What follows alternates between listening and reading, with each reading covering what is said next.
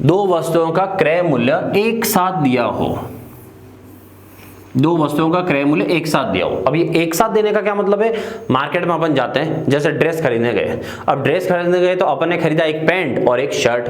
अब दुकान पे जब अपन बिल बनाने जहां काउंटर पे जाते हैं तो काउंटर वाला एक साथ बोलता है कि आपका इतना 2000, 3000, 4000 ये बिल बना जो भी है, ठीक है। तो वो क्या बोलता है, एक साथ। तो इसे कहते हैं कि दो वस्तुओं का क्रय मूल्य एक साथ हो, मतलब आपको एक साथ उससे बता दिया। आगे, तथा उन्हें समान मूल्य से बेचने पर, मतलब ये हुआ कि आप लाभ हानि के पूरे टॉपिक में मान के चलो, आप कौन हो, एक दुकानदार हो, आप पहले आगे से चीजें लेके आए हो और अब इन चीजों को आगे वापस बेच रहे हो। तो पहले तो आप लाए हो और फिर आप आगे वापस बेच रहे हो। तो अब क्या हो रहा है, ला के आगे बेच रहे हो, तो आप जब बेच रहे हो तो आप रेट क्या रख रहे हो, सेम, कि सेम रेट से आप बेच रहे हो। कि इधर अगर मैंने जैसे 5000 में बेचा, तो ये अगर शर्ट 5000 का बेचा है तो मैं पैंट भी 5000 का ही बेचूंगा, दोनों का विक्रय मूल्य सेम। कैसे सवाल बनते हैं, चलो शुरू करते हैं।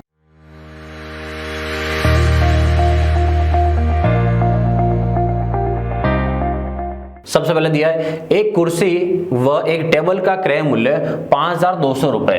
एक कुर्सी है तो यहां से मैं चेयर का C और टेबल का ले लेता हूं T, दोनों का बिल बना है 5200 रुपए का। ये 5200 का बिल बन गया, ठीक है। चलिए अब आगे देखते हैं।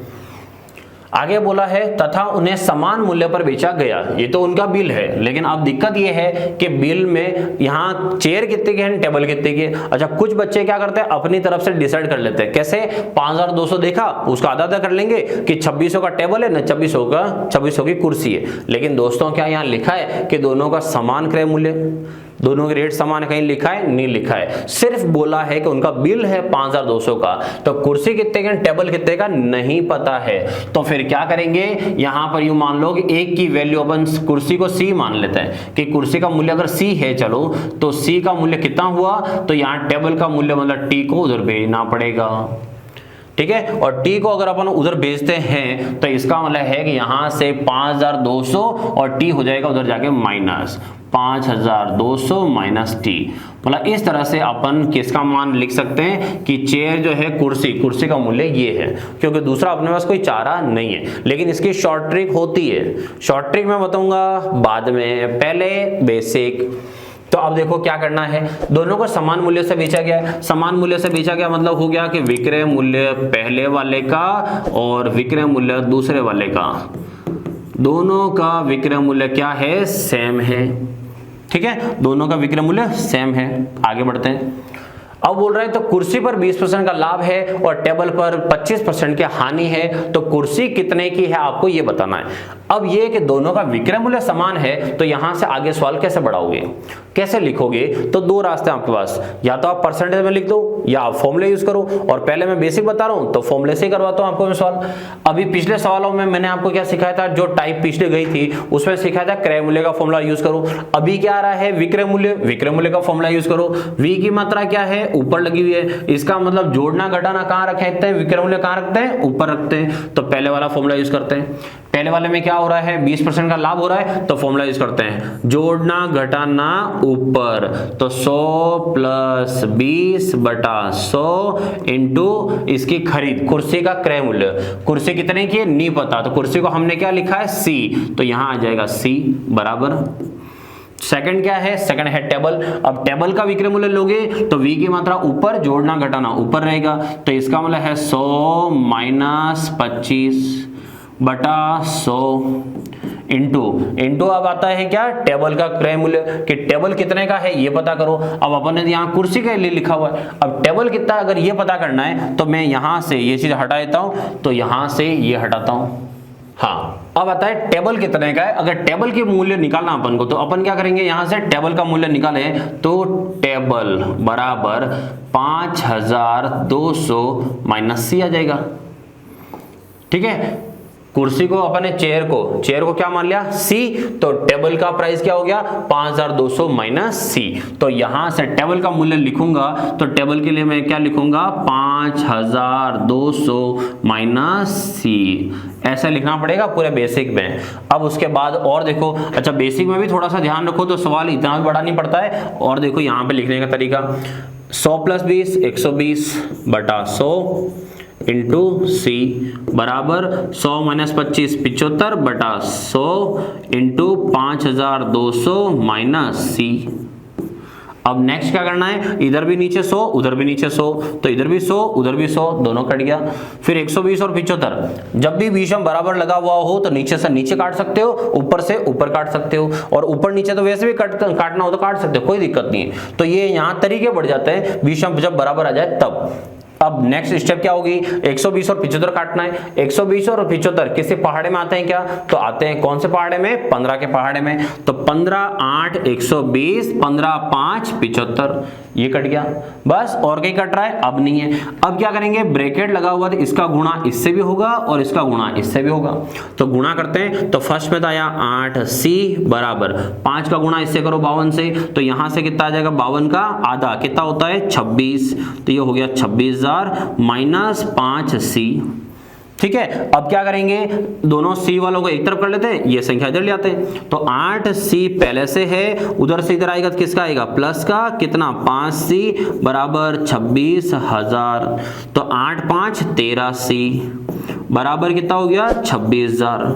इसका मतलब c चेयर का प्राइस कितना हुआ, तो यहां मैं साइड में लिख रहा हूं दोस्तों, तो चेयर का प्राइस, तो c बराबर 26,000 बटा 13।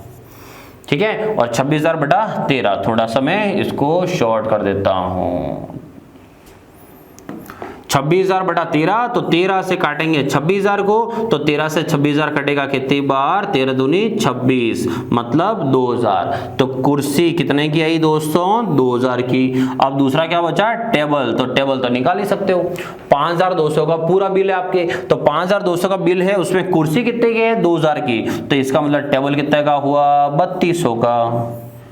ये तो कर दिया अपन ने बेसिक से, कि बेसिक से इस सवाल को करते हैं तो कुछ ऐसा होता पूरा। अब मैं आता हूं कि अगर इसको बेसिक फॉर्मूले से नहीं लगाओ तो डायरेक्ट कैसे यूज कर सकते हो। तो डायरेक्ट करने का तरीका, डायरेक्ट करने का सीधा सा तरीका होता है, आप परसेंटेज को समझ जाओ कि परसेंटेज क्या चीज होती है। अगर 1% भी लाभ कमाना है तो चीजें कैसे बेचनी पड़ती है, अपनी खरीद होती है 100%, 1% अगर कमाना है तो 1% कमाना है तो ग्राहक को बेचेंगे 100% प्लस 1 101% ऐसे। और अगर हानि है 10% की तो 10% की हानि हुई है तो 10% पैसा नहीं आया है, तो इसका मतलब आपने बेचा कितने में है दोस्तों, 90%। क्लियर। अब आ जाओ सवाल पे, ऐसे कुछ पढ़ना आपको क्या है, कुछ मैं आपको जुगाड़ सिखाता हूं जो ध्यान रखना। अगर कभी दो वस्तुओं का क्रय मूल्य एक साथ दिया हो, मतलब बिल एक साथ बना हुआ है और दोनों को सेम रेट से बेच रहे हो, मतलब दोनों का विक्रय मूल्य क्या है, सेम है, तो दोनों का विक्रय मूल्य, अगर दो वस्तुएं हैं और दोनों का विक्रय मूल्य अगर सेम है, ये फर्स्ट और ये सेकंड, तो फिर एक चीज ध्यान रखना, आप इधर जा रहे थे तो कुर्सी को C का मान रहे थे और टेबल को T का मान रहे थे। ठीक है, दो अलग अलग मानना पड़ रहा था यहाँ, फिर अपन एक की वैल्यू निकालनी तो दूसरे को माइनस करना पड़ रहा था। मैं आपको ऐसा सिखाता हूं, देखो तरीका क्या रखना। यहां पर ऐसा रखो कि कुर्सी जो है वो C है तो ये C लिख दिया, और टेबल का T है वो T लिख दिया। ऐसा रखो, कुर्सी है C और टेबल है T का, सीधा सा लॉजिक। अब क्या करना है, वो कह रहा है कि जब कुर्सी बेचे तो 20% का लाभ हुआ। अब 20% जो लाभ हुआ है वो कुर्सी के ऊपर हुआ है, तो कुर्सी जितने की रही होगी उसका उसने कितने परसेंट बेच दिया, 20% कमाकर। 20% कमाकर मतलब 120% में। तो कुर्सी जितने की है उसका, तो मैं यहाँ साइड में लिख देता हूं कि कुर्सी जितने की है, ये कुर्सी है C रुपए की, उस जितने की है उसका 20% लाभ पर उसने बेचा, तो कुर्सी का 120% में इसने बेच दी। फिर है टेबल, टेबल जब बेची तो 25% की हानि हुई, तो टेबल जितने की रही होगी उसका 25% नुकसान हुआ, और 25% अगर पैसा चला गया तो इसका मतलब पैसा बचा कितना, 75%, क्योंकि 25% तो नुकसान हो गया। अब क्या बोल रहा है कि यहां से जो पैसा लिया ग्राहक से और यहां से जो पैसा लिया, वो दोनों ही पैसा आपस में क्या था, बराबर। जितने में कुर्सी बेची टेबल भी उतने के बेचा, तो दोनों का पैसा क्या है बराबर, कि हमने ग्राहक से जो पैसा लिया वो पैसा ये वाला भी वही है और वो वाला भी वही है। इधर 20% का मुनाफा था, 120 लिखा मैंने, और 25% हानि थी, इसलिए मैंने 75% लिखा है। ठीक है, आगे बढ़ते हैं। आगे का जो तरीका है वो, तो आगे का तरीका देखा जाए तो क्या है दोस्तों, कि आपको क्या बोला अभी, बीच में जब भी बराबर आ जाए तो ऊपर से ऊपर काट सकते हो। इधर भी परसेंट, इधर भी परसेंट हटा दो। फिर किसी पहाड़े से 15 के पहाड़े से 15 से कितनी बार, 8 बार, और 15 से कितनी बार कट रहा है ये, 5 बार। अब क्या बचा, यहां से सी इंग्लिश का और मैथ्स का 8, या इंग्लिश का टी और मैथ्स का 5। फिर मैंने आपको सिखाया है आगे सवालों में कि मैथ्स और इंग्लिश एक साथ कभी आ जाए, मैथ्स और इंग्लिश एक साथ कभी आ जाए तो क्या करना है दोस्तों, बीच में बराबर हो, मैथ्स इंग्लिश एक साथ आ जाए तो इधर का मान हमेशा उधर होता है और उधर का मान इधर होता है। कहीं बटा बटी कुछ नहीं जाना है, मैथ्स और इंग्लिश वाले गुणा में साथ में आ जाए तो इधर का मान उधर, उधर का मान इधर। ठीक है, अब इससे क्या पता चला, तो ये जब भी इधर इधर मान रखते हो तो ये ध्यान ना, ये हमेशा अनुपात होता है। जब इधर का मान उधर रखते हो तो अनुपात होता है। तो C का मान कितना आया दोस्तों, 5, और T का मान कितना आया, 8। अब जिसका आंसर निकालना उससे कर लो, बस सवाल किस में चला गया है, सवाल आपका अनुपात में चला गया है। किसका पूछा है, कुर्सी का मूल्य ज्ञात करो, ये कुर्सी का मूल्य ज्ञात करो। जो ज्ञात करना है ऊपर, फिर जो दे रखा है पैसा उसको कहां लिखते हैं, साइड में। पैसा कितना है 5200, ये 5200 साइड में। और नीचे क्या लिखा जाता है दोस्तों, जिसका पैसा, ये पैसा क्या है, टोटल पैसा है, तो नीचे क्या आएगा, अनुपातों का टोटल आएगा। जब भी साइड में टोटल पैसा लिख रहे हो तो नीचे भी क्या आएगा, अनुपात का टोटल आएगा। तो ये 5 और ये 8, 8 और 5 कितना हुआ, 13, ये 13 हो गया। ठीक है, 8 5 13, अब 13 से काट दो, 13 चौक 52, ये हो गया 13 चौक 52, और 5 × 4 कितना हुआ, 5 × 4 2000 हुआ। इसका मतलब कुर्सी कितने रुपए की, 2000। अब आपके सामने है रिजल्ट, देख लो। एक होता है पूरा फॉर्मूले से यहां से गुणा करके यहां तक उतरे आप, जबकि यहां देखो एक स्टेप, दूसरी स्टेप तो अनुपात आपको पता चल ही गया है, तो तीसरे स्टेप पे आंसर आ गया। जबकि ये सवाल फिर भी लेवल के मानते हैं कि ये तो सवाल बड़े हैं, इसमें लेंदी है, जबकि पैटर्न पता होना चाहिए और परसेंटेज आपको आना चाहिए। और परसेंटेज इतना अब समझा चुका हूं मैं कि अब तो आपसे अच्छे से हो जाना चाहिए। समझ रहे हो ना, ठीक है, और सब, हाँ आपको ही कह रहा हूं मैं, समझ रहे हो ना, बस। चलो अब देखो अगला सवाल, और एक कूलर व एक एसी का क्रय मूल्य 40,000 रुपए। ठीक है, दोनों का क्रय मूल्य हो गया एक साथ, फिर उन्हें समान मूल्य पर बेचा गया। बस मेन पॉइंट है ये चीज कि समान मूल्य पर बेचा गया। तो कूलर पर 5% का लाभ और एसी पर 80% हानि प्राप्त हुई। कूलर पर तो 5% लाभ और एसी पर 80% हानि प्राप्त हुई है। तो एसी का मूल्य क्या है।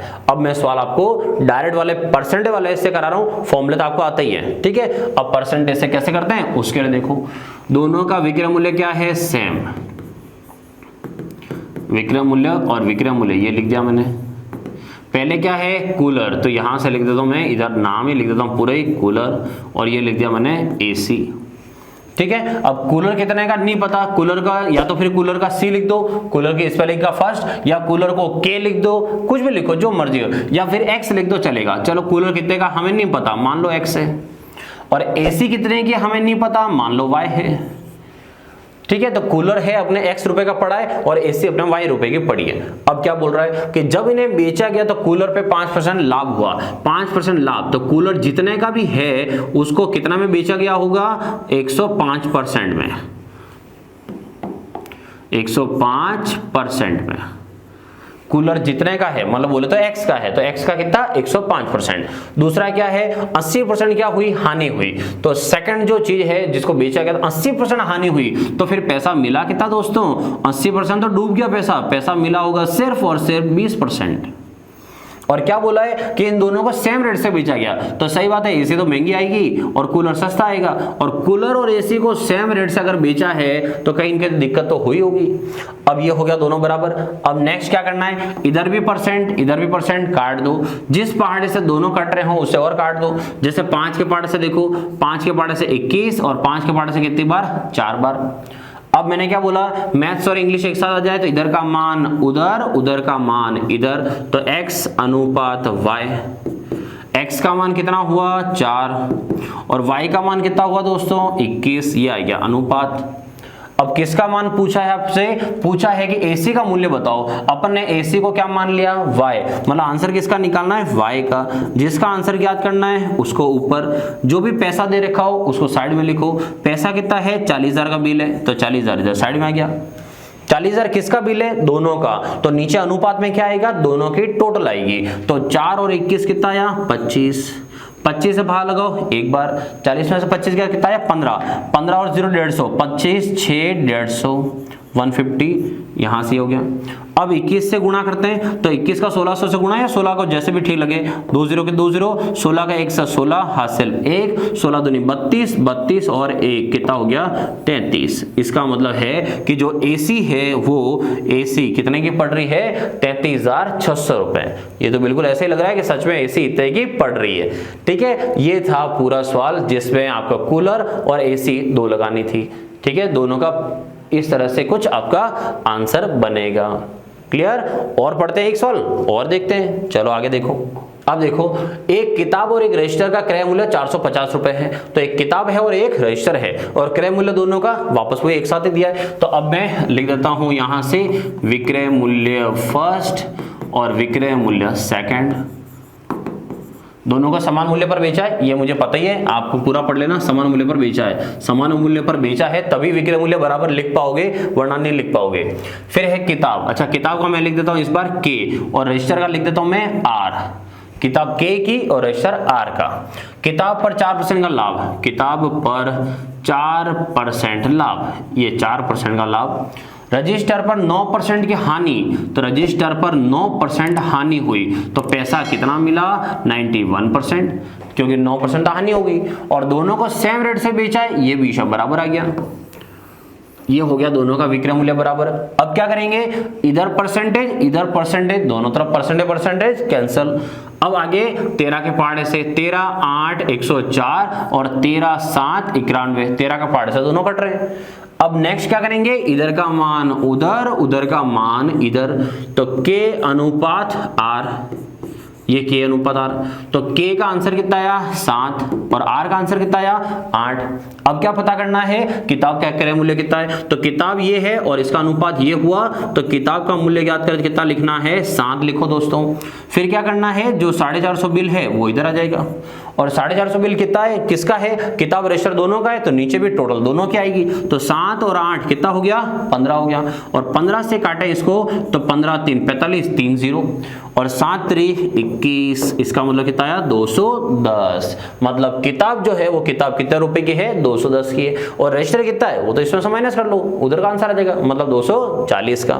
तो 240 का रजिस्टर महंगा हो गया है। ठीक है, ध्यान ना, कागज की कीमत बढ़ गई है, तो किताब जो है वो सस्ती है और रजिस्टर बड़ा है। ये थे आपके इस तरह के सवाल का पैटर्न। तो क्या था दोस्तों, एक तो सबसे पहले क्या है, एक साथ बिल बनेगा, पहला पॉइंट याद रखना। सेकंड क्या था, दोनों का विक्रय मूल्य समान होगा। तो आप सवाल ऐसे कर लिया करो, कोई सवाल बड़े नहीं लगेंगे आपको। क्लियर। चलो ये टाइप यहीं तक खत्म, अगली पढ़ेंगे आगे।